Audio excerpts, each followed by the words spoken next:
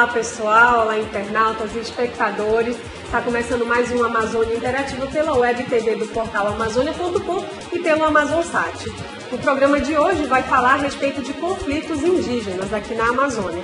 E como vocês acompanharam pelo portal Amazônia.com durante a semana, a situação em Rondônia envolvendo garimpeiros e o povo Cinta Larga está bastante crítica. Nós teremos a participação por telefone do procurador Reginaldo Trindade, que é quem está acompanhando o caso.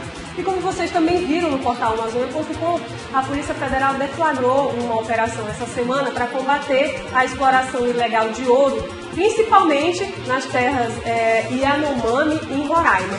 Para falar a respeito desse assunto, nós temos a presença do antropólogo e professor da UFAM, Raimundo Nonato Pereira da Silva, e do secretário de Estado para os Povos Indígenas do Amazônia, o Bonifácio José Banila, que já é conhecido aqui da gente, não é a primeira vez que ele vem. O professor Raimundo Nonato hoje está estreando, né, professor?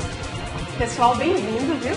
Obrigada, professor, por o senhor ter aceitado o nosso convite, secretário, por estar aqui mais uma vez.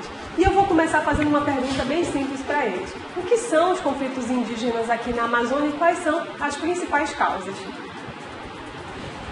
Ok, bom dia. Te agradeço também por poder participar aqui do programa, né, e dizer que esses conflitos aqui na Amazônia são conflitos que, desde que veio o homem estranho, né, para a terra dos povos indígenas, temos isso até hoje, né, continua talvez mais fortemente, por causa realmente da riqueza, que é minério. Isso sempre foi problema nas terras indígenas. Hoje, por causa da madeira, né, em terras indígenas, já tivemos bastante conflito por causa disso. No próprio Rondônia, aqui, por exemplo, no sul do estado do Amazonas, aqui, tivemos conflito que teve aqui na Transamazônica com povos Tenhari. E são vários outros tipos de conflito também, por causa da pesca, né? Esses são os conflitos recorrentes, mas o principal ponto que você tocou, por exemplo, que é a questão por causa do minério, né, principalmente em Rondônia, mas não só Rondônia existe isso, né? Existe em Roraima, existe isso também aqui perto aqui mesmo no Rio Negro, já tivemos também conflito aqui na bacia do Rio Negro, onde anos atrás, no início de ano 90, né? E continua tendo resquício disso, né? Que tem vários garimpos e continua tendo conflito, inclusive com os países vizinhos onde tem os garimpos na linha de fronteira. Então são os conflitos que, no nosso ponto de vista, por exemplo, por isso também o povos indígenas, o movimento indígena, a gente tem lutado para legalização disso, né? Porque sendo garimpo, sendo ilegal, sempre vai existir conflito. Isso no nosso entendimento, não sei como o professor, por exemplo, pode analisar isso, mas no nosso ponto de vista, por exemplo, é que tem que ser legalizado essa atividade. Por isso nós temos lutado, nós temos ido para o Congresso, nós temos discutido aqui, por exemplo, a Assembleia Legislativa, nós estamos discutindo através de um grupo de trabalho para propor para o Congresso, né, porque o Congresso propôs legalização de mineração em terra indígena, só que tem alguns pontos, por exemplo, que não concordamos e queremos que fosse aceito as nossas propostas, né? Ontem mesmo teve audiência pública lá em São Gabriel da Cachoeira, liderada pela Assembleia Legislativa, muita gente participou, tem opiniões, então acredito que realmente nosso direito deve ser respeitado e para que a gente possa trabalhar de forma organizada nas nossas terras, com os parceiros, com as empresas, porque na medida que continua como garimpo, isso sempre vai ter conflito, né, de interesse de ambas as partes, e na medida que entra acordos que não estão legalmente entre os garimpeiros, entre o madeireiro e os indígenas, porque hoje os indígenas têm interesse de ter, de vestir, de calçar, e de onde tirar o dinheiro, né? Através de madeira, através de minério. Hoje sabemos que tem preço disso, mas como tirar isso, né? Se todos nós podemos, se tudo é proibido, uma coisa proibida, sempre há conflito quando o interesse em cima de riqueza, né? já nos aprofundar nisso, secretário. Professor. Bom dia a todos, bom dia a telespectadores. De três naturezas podemos analisar o conflito. Primeiro, manutenção e autonomia de territórios indígenas. Esse é um primeiro fator. O segundo fator que eu analiso é a própria preservação dos aspectos morais e dos valores indígenas, que é o que nós chamamos da cultura. E o último aspecto é o reconhecimento do conflito, o reconhecimento do Estado dos direitos indígenas.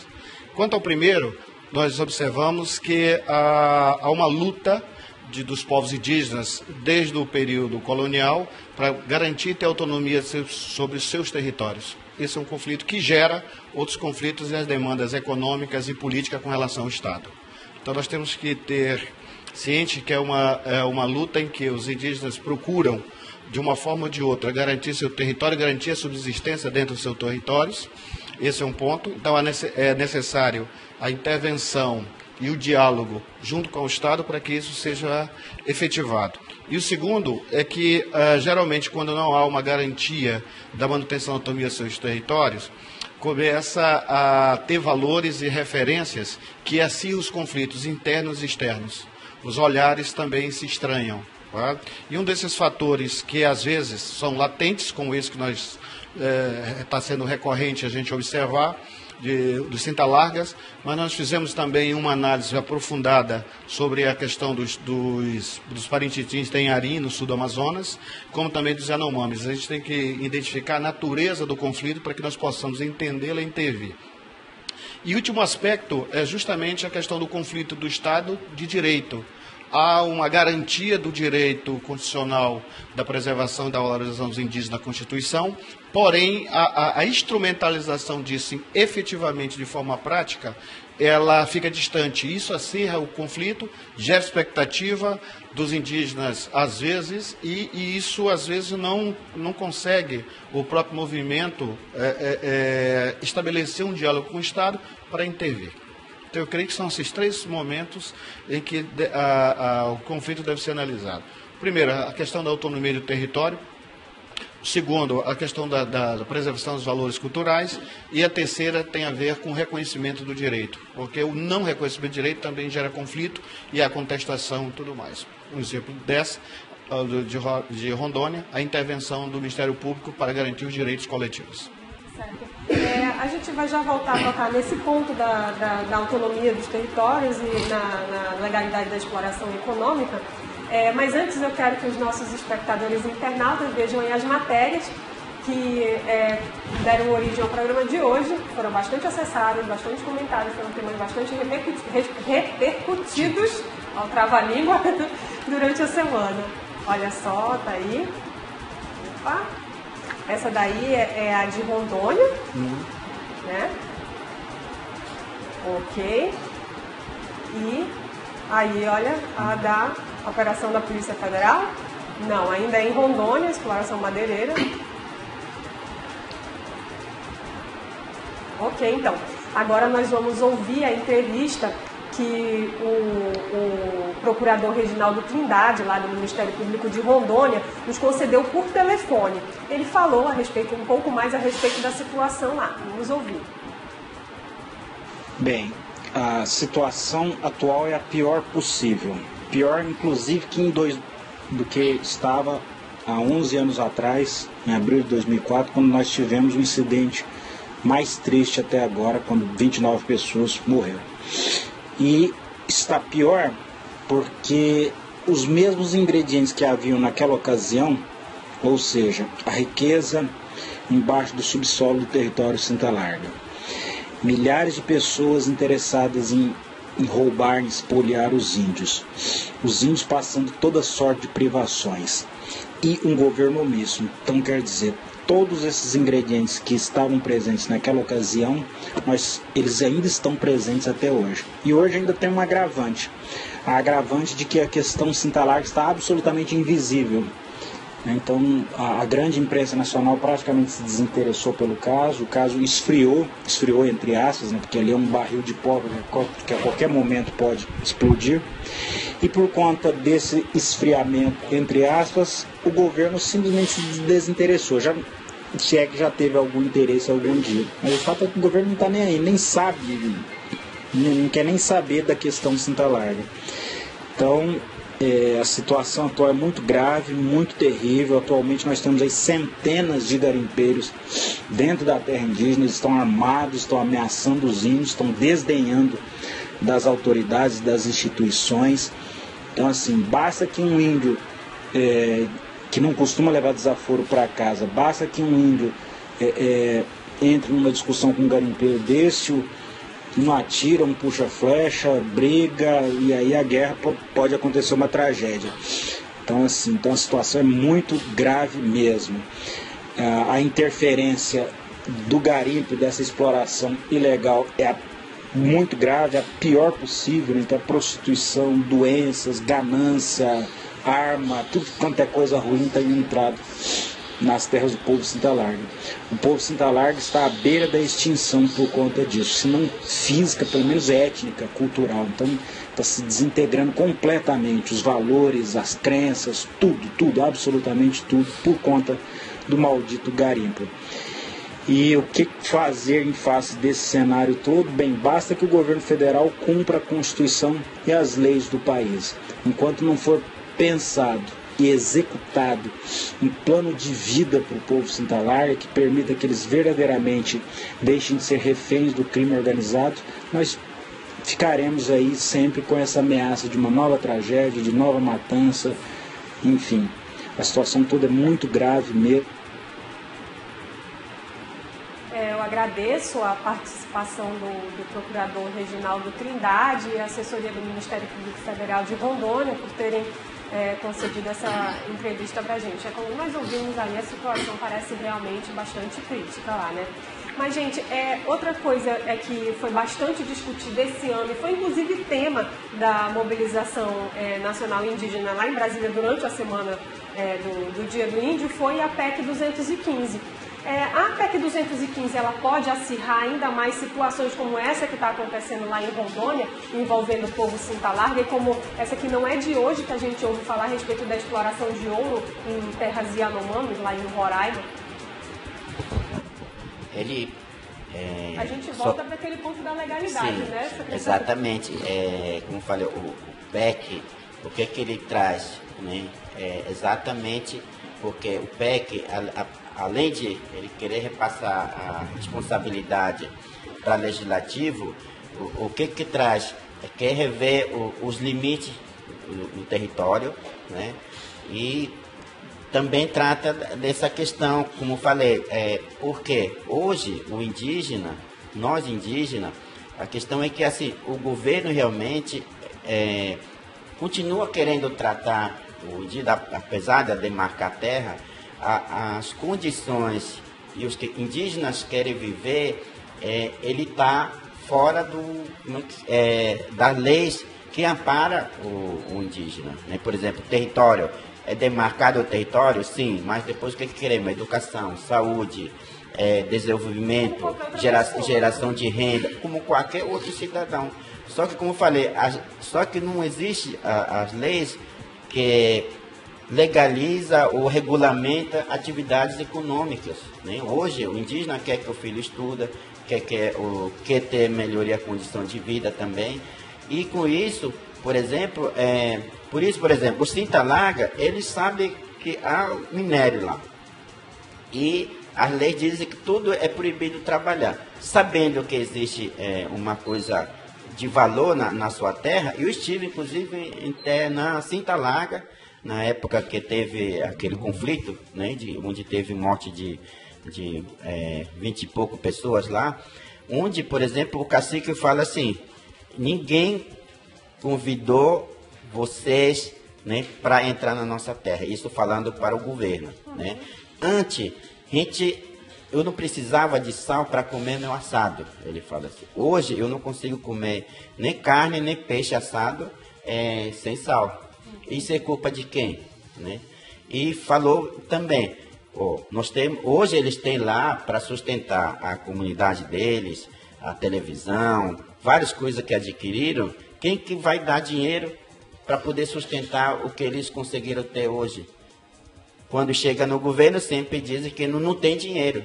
Então, como é que vai se dar? Se a riqueza que possa gerar a economia para o indígena. Então, por isso, como falei, aí é uma questão, por exemplo, que eu sempre falo e a gente luta por isso, por uma questão de legalidade da exploração de riqueza, porque sendo legalizado, aí entra todo o aparato técnico, científico, para poder dar suporte à exploração racional das riquezas que tem em terras indígenas. Por exemplo, se legalizar minério, se legalizar a exploração de madeira, claro que o governo vai ter que dar suporte técnico, né, financeiro, para poder trabalhar de forma organizada.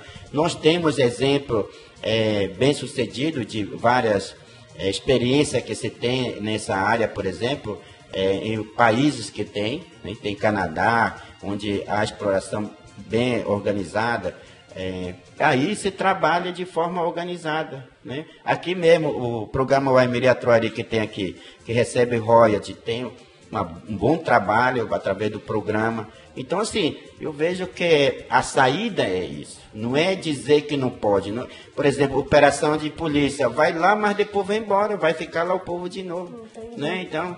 Isso que o senhor está falando, me parece que, passando agora a bola para o professor, em relação à PEC 215, que eu gostaria que o senhor, que estuda mais do que eu falasse a respeito, pelo que o secretário fala, a PEC 215, ela não tem só a implicação territorial, também tem a dimensão cultural. Né? Pelo que o secretário está falando, também interfere e muito na cultura dos indígenas, que é a vida dele, né? A essência do indígena. Bem, quanto à PEC 215, tem duas situações. Há contexto e a situação.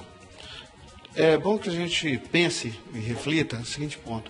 Por que até agora não foi aprovado, discutido amplamente, como vinha sendo, depois parou, voltou, retrocede e avança, o Estatuto do Indígena? Esse é um ponto fundamental.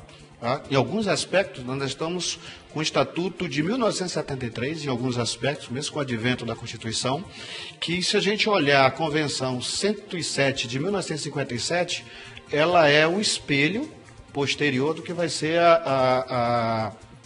o Estatuto do Índio da Lei 6.001/73.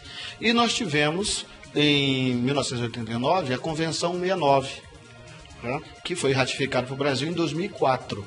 O Brasil foi consignatário dessa convenção da 169 da OIT em 2004, já no governo Lula. Então você vê que, na realidade, dentro dessa questão do direito, também há outros interesses. Há interesses de indígenas, como foi citado aqui, de dizer assim, nós temos um patrimônio, nós queremos que esse patrimônio gere um bem-estar para a gente, mas sem que, por conta disso, venhamos a ficar fragmentado dentro dos nossos valores culturais que você colocou. Esse é um ponto.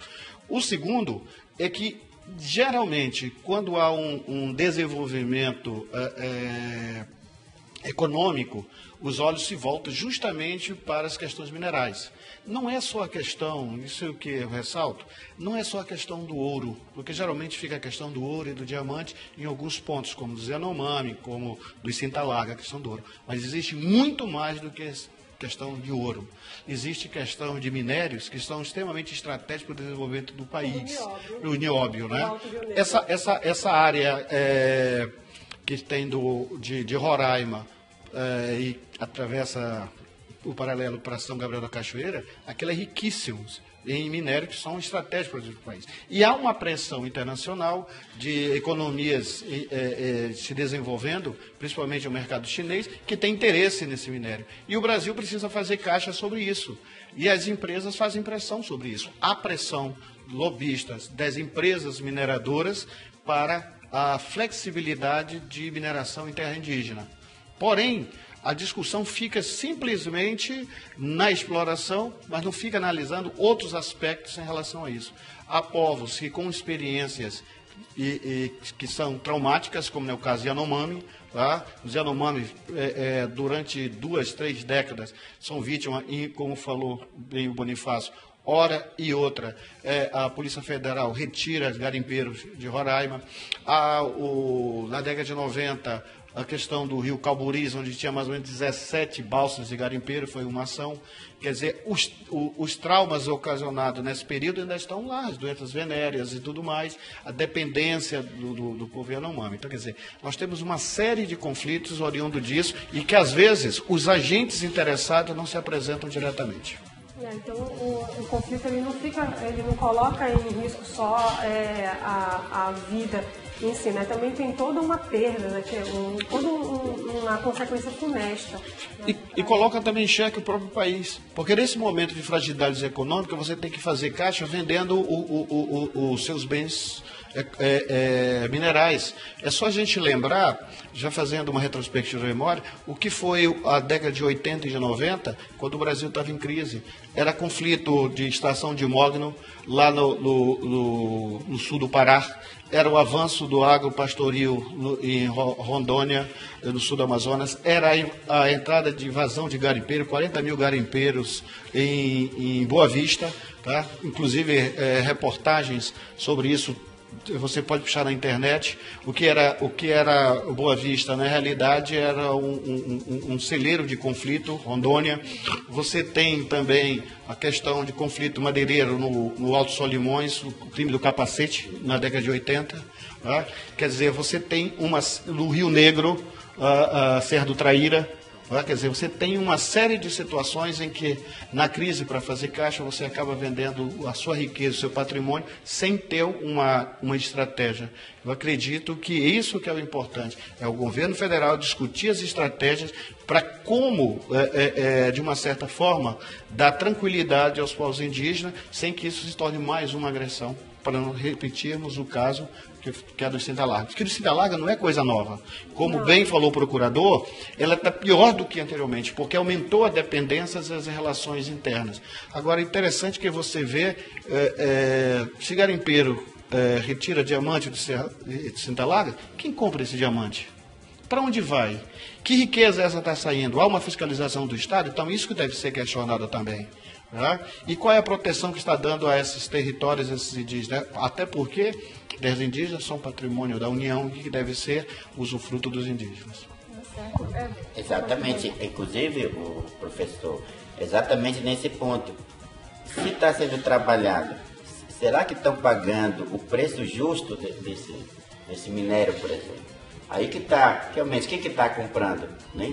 E se está pagando o preço que deveria ser pago, sendo legalizado. Aí volta novamente no tema da legalização, aí que a gente, sendo legalizado, vai ter que ser analisado tecnicamente, vai ser pago o preço justo. E por isso, no meu entendimento, nós temos defendido bastante isso, de que riquezas nossas têm que ser legalizado o trabalho. Só que muitas das vezes, como eu falei, as propostas que são colocadas, por exemplo, proposta de lei de regulamentação de mineração em terra indígena, tem alguns pontos que a gente não concorda, né? Por exemplo, foi aprovado agora, não sei se já foi sancionado, a lei que autoriza acesso ao conhecimento associado à biodiversidade e conhecimento tradicional.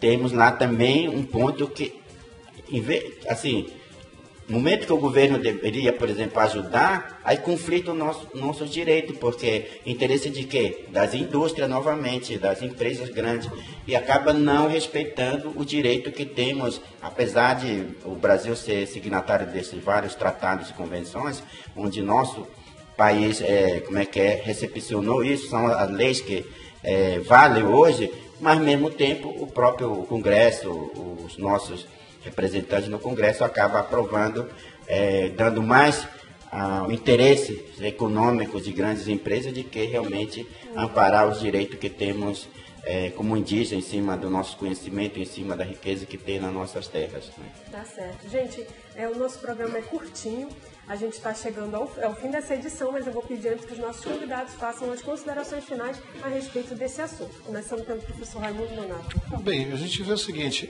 conflitos entre indígena e não indígena, conflito indígena no Estado não é novo. Tá? O detalhe é que, às vezes, a gente esquece um pouco da memória. Tá? Se a gente observar, eles têm conflitos abertos, esses que que a imprensa faça divulgação, coloque para que as pessoas possam. Existem os conflitos internos entre os próprios indígenas, isso às vezes motivado por interesses externos.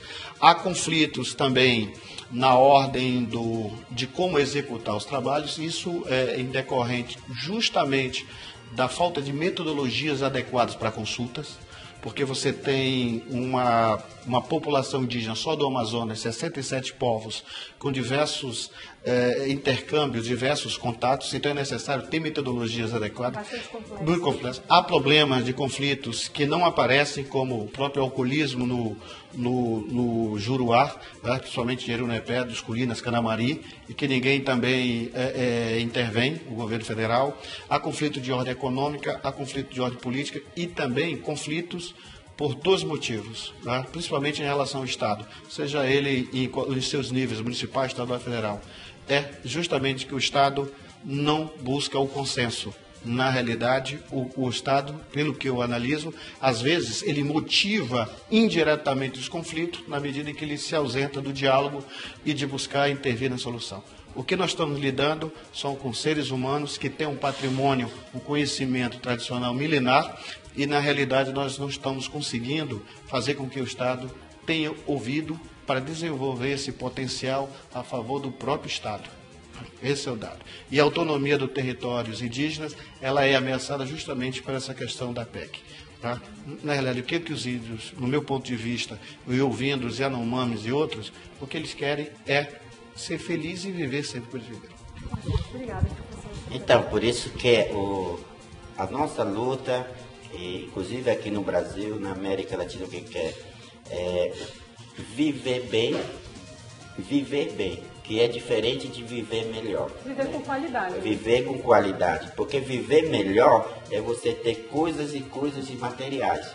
O indígena, ele quer viver bem na sua terra, onde se sente seguro, onde possa se sentir como ser humano. O problema é que, eu sempre falo também isso, é que o país, a forma que veio sendo tratado os povos indígenas, só é olhado a riqueza que tem em cima da terra dele, não o ser humano que está ali, que somos indígenas. Né? Então, no meu entendimento, por exemplo, o país, o governo como um todo, deve atentar para essa questão de direitos humanos, que nós somos humanos e queremos viver e defendemos o nosso país, defendemos o nosso local de trabalho, a nossa terra, para que a gente possa viver bem com todos, nem seja ele branco, preto, o que for, mas que nós estamos na nossa terra, o Brasil, nós somos brasileiros. O problema é que parece que assim, sempre nós somos tratados como fosse de segunda ou terceira categoria. Não, se temos nossas riquezas, se temos isso, então vamos sentar, trabalhar, ouvir e tirar daquilo proveito que temos para poder viver bem, como governo, como sociedade, e sem comprometer a nova geração que vem aí, para que eles possam continuar respirando o ar puro, para que continuem tomando água limpa e para que continuem vivendo o que temos hoje de floresta, de rios. Então, eu vejo nesse sentido, nós temos trabalhado bastante nesse ponto de que o Estado, a sociedade, tem que entender o índio. Não é índio entender isso, porque nós somos diferentes e não somos contra nem capitalismo, nem socialismo. Apenas queremos que seja respeitado a nossa diferença. Obrigada, secretário. Obrigada, professor. Bem, gente, é isso. O Amazônia Interativa chega ao fim. Essa edição chega ao fim. Vocês podem continuar nos acompanhando através do portal amazônia.com. Nós temos várias matérias a respeito da questão indígena, essa temática. Inclusive, eu queria recordar aqui uma coisa que o secretário me falou em uma matéria que eu escrevi no Dia do Trabalho, né? Eu perguntei para ele como é que o indígena contribuía para a Previdência, aquele indígena que não trabalha de carteira assinada. Ele me deu uma bronca carinhosa, dizendo que o indígena contribui para esse país muito antes dos meus antepassados chegarem aqui. Cuidam da Amazônia, cuidam de todo o território, né? Eu achei isso muito bonito. Se você quiser ler, essa matéria está lá no portal Amazônia.com, tem inclusive matéria a respeito dos estudantes indígenas. Nós fizemos muitas matérias interessantes durante a semana do Dia do Índio. Além disso, você pode nos contar o que está acontecendo aí na sua cidade. Entre lá no Google Play ou na Apple Store e baixe o Eu Amazônia, que é o aplicativo de notícias aqui da Amazônia Cabo. Você pode mandar foto, você mande um relato, diga o que está acontecendo aí na sua cidade a respeito de trânsito, mobilidade, segurança. Conte-nos o que está acontecendo, quem sabe não vira pauta, não vira uma matéria aqui nas nossas mídias. E também mostre a Amazônia pelo melhor ângulo, que é o seu. Tire uma foto aí da sua cidade e poste nas redes sociais com a hashtag Minha Amazônia ou mande para o minhaamazônia@portalamazônia.com. Quem sabe não aparece no Facebook, no Twitter ou no Instagram do Portal Amazônia. Você tem que ficar ligado, é só nos procurar lá, Portal Amazônia, tudo junto, que você vai nos encontrar. E é isso, pessoal. Até semana que vem.